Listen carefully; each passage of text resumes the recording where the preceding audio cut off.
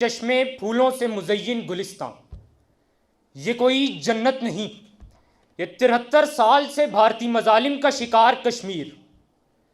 کہ جہاں باپ کے سامنے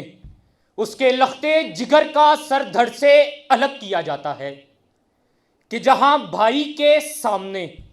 اس کی بہنوں کی چادر عصمت کو ہوا میں تار تار کیا جاتا ہے، کہ جہاں ماں کے سامنے اس کے بچوں سے سر کا سایہ چھینا جاتا ہے،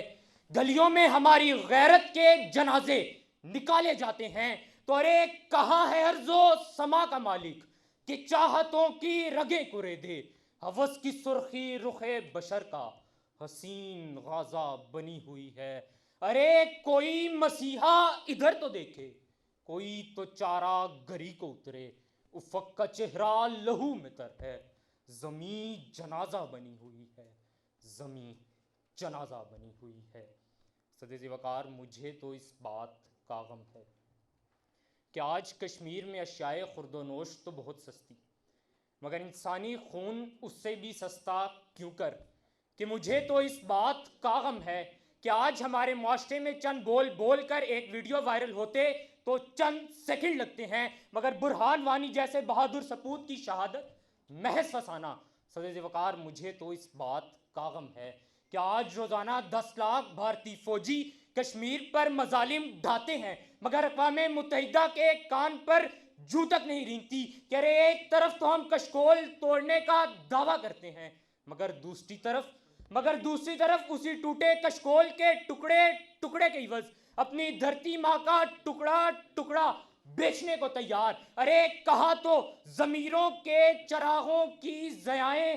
بیچ دیتے ہیں، یہ کیسے لوگ ہیں ظالم، وفائیں بیچ دیتے ہیں۔ ہوس کی انتہا کا یہ عالم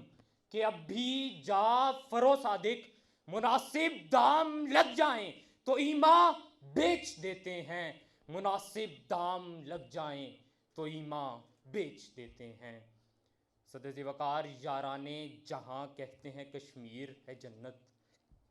جنت کسی کافر کو ملی ہے نہ ملے گی کہ میرے سامنے ایک جنازہ اور جنازے سے لپٹی اس کی ماں، بہن اور بیوی خدا سے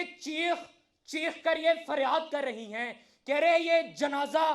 کون اٹھائے گا، تو تاریکی کے ان اندھیروں میں روشنی کی کرن پھوٹتی ہے اور نوجوان ہاتھ میں سب ہلالی پرچم تھامے لا الہ کی صدا بلند کرتے ہیں، کیونکہ ہے یہ ان کا مان، کشمیر بنے گا پاکستان، کشمیر بنے گا پاکستان۔ ہر کشمیری کی یہ آواز، چلتا ہے خنجر تو چلے میری رگوں پر، خودی بیچ کے اپنی میں کبھی جھک نہیں سکتا، مٹنے کو تو یہ دنیا بھی مٹ سکتی ہے لیکن تاریخ کے اوراق سے میں مٹ نہیں سکتا، تاریخ کے اوراق سے میں مٹ نہیں سکتا۔